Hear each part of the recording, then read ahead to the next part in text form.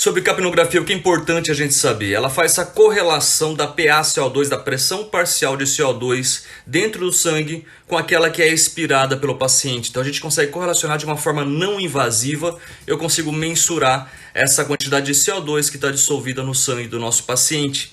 Isso geralmente se correlaciona ao redor com a variação de 5 milímetros de mercúrio em relação ao que eu tenho no sangue. Então aquilo que está no EtCO2 expirado no meu paciente é sempre ao redor de 5 milímetros abaixo do que realmente eu tenho no sangue. É importante a gente saber isso.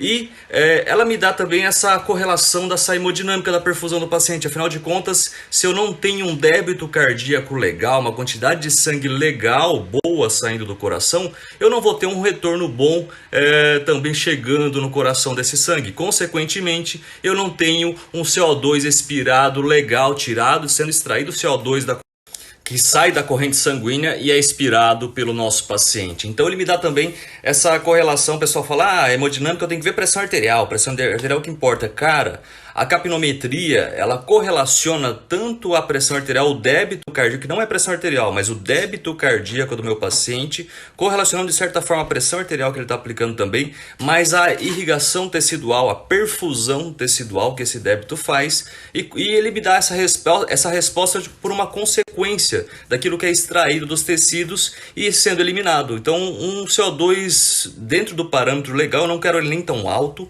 porque pode significar uma hipoventilação, né, relacionada ao sistema respiratório. Aí que tá, eu consigo tanto fazer essa monitoração de sistema respiratório e adequar a ventilação com a capnometria, e eu também consigo verificar como que está a hemodinâmica, a homeostasia do nosso paciente. É isso que é tão legal e fascinante dentro da capnografia e capnometria. Agora olha só que legal, esse trabalho inclusive eu já mandei na lista de transmissão e eu mandei também lá no nosso canal do Telegram. Aqui eu tenho as curvas de capnografia de uma forma normal. Tá? Eu devo ter aí no feed também um vídeo falando sobre isso daqui. De uma forma normal eu tenho essas 4 fases dentro de uma curva de capnometria, né? A curva da capnografia. Então eu tenho essa fase 1, que é essa fase inspiratória, onde ela tem que ser 0, bem próximo a 0. Essa fase 2, que é a fase ascendente desse CO2, nosso paciente. Aqui eu tenho o ângulo alfa. Tá? Esse ângulo alfa entre a fase 2 e a fase 3. E na fase 3 eu tenho a fase expiratória, que ele é um platô levemente inclinado, tá? Com esse ângulo alfa levemente acima de 90 graus. E aqui no final eu tenho um ângulo beta, bem aqui no final, que é mensurado, que é medido o CO2 para me dar lá na capnometria o valor do meu CO2. E depois na sequência eu tenho essa nova fase, que é o descenso inspiratório, né? E a fase expiratória, a fase inspiratória novamente e o novo ciclo. E isso é contínuo e a gente tem que entender, além de eu saber que ele está me dando esse número do CO2, que eu vou olhar ali no ângulo beta, né? Onde ele vai calcular, ele vai me dar esse número. Essas curvas, elas vão me dizer várias coisas, que é o estudo da curva, que é a capnografia, eu estudo a capnografia.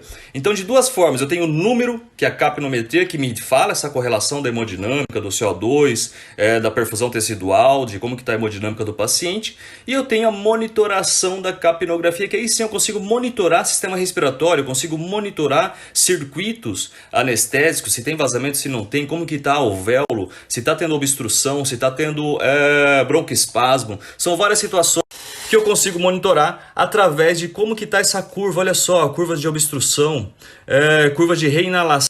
Se está tendo reinalação de CO2, olha só, quando começa a subir essa linha base, a fase 1 ali começa a subir, eu começo a ter reinalação de CO2. Deixa eu aumentar aqui a foto.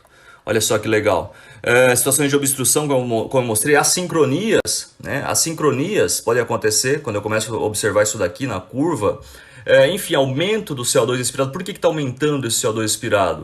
O que está correlacionando isso com a hemodinâmica do nosso paciente? Eu vou lá verificar o que...